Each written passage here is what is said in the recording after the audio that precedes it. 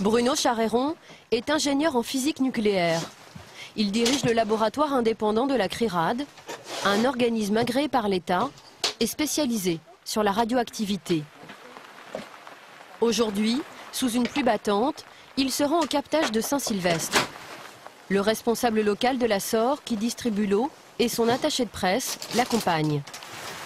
L'ingénieur de la CRIRAD va rechercher la présence du radon, un gaz radioactif dégagé par les sols granitiques et présent dans l'eau. C'est moi qui ouvrirai la porte, par contre, si c'est possible. Donc là, vous n'entrez pas dedans tant qu'on n'a pas fait la vérification. La première mesure du radon dans l'air du captage va lui prendre 10 minutes. En attendant, Bruno Charéron explique les risques de ce gaz aux responsables de la source. Ça crée des lésions dans l'ADN qui sont réparées dans la majorité des cas par notre système immunitaire, mais à force d'en recevoir, le taux de réparation fautif augmente et donc à terme, ces cellules peuvent être mutées, peuvent être folles, peuvent être donc aboutir à des cancers ça peut être 10 ans, 20 ans, 30 ans après. Donc c'est pas parce que c'est naturel que c'est bon. Premier résultat, première surprise.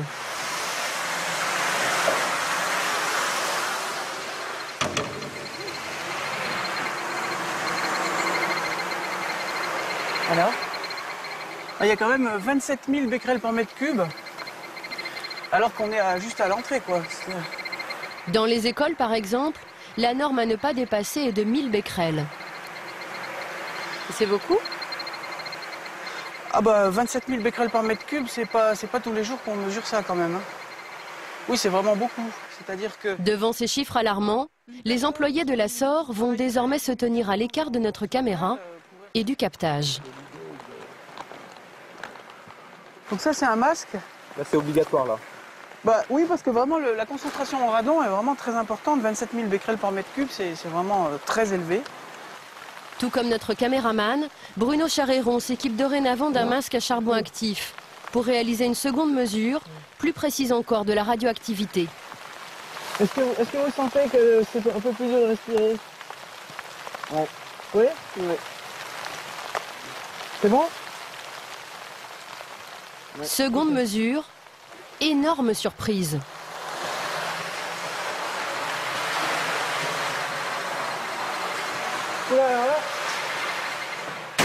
Là, cette fois, il y a 255 000 becquerels par mètre cube. Ah, on a carrément encore monté là. Ouais. Et 255 000, vous aviez déjà vu des chiffres pareils sur des captages d'eau? Ah, moi, 255 000 becquerels par mètre cube, j'ai jamais vu ça nulle part. De toute votre carrière professionnelle? Depuis 17 ans que je fais des mesures, j'ai jamais vu ça. Donc je veux dire, c'est peut-être pas la peine. Enfin, si vous filmez, bon, on a un masque avec une cartouche à charbon actif qui piège le radon, mais c'est pas la peine d'y rester trop longtemps. Cette radioactivité élevée, le responsable du captage la découvre. Manifestement, le radon n'est pas mesuré par la SOR. Vous avez jamais eu de résultat de mesure de radon dans l'eau? Jamais, non. De la part de la DAS ou non, rien? Jamais. La radioactivité de l'eau du captage se retrouve-t-elle au robinet des habitants de Saint-Sylvestre?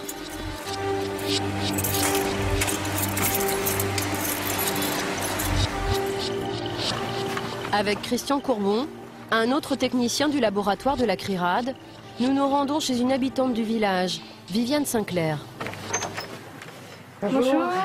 Cela fait 4 ans qu'elle vit ici avec ses 2 enfants. C'est pour une analyse d'eau, c'est bien ça? Je pense à 1 litre là pour avoir suffisamment de masse. Christian Courbon prélève 5 litres d'eau pour faire une première mesure au radiamètre.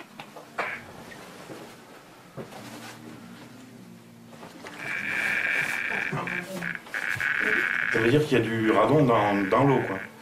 Parce que bon, il y a beaucoup de descendants du radon qui sont présents dans cette eau pour pouvoir le mesurer avec un radiamètre sur aussi peu de matière. D'accord. Voilà. Donc ça veut dire qu'a priori cette eau est chargée en radon.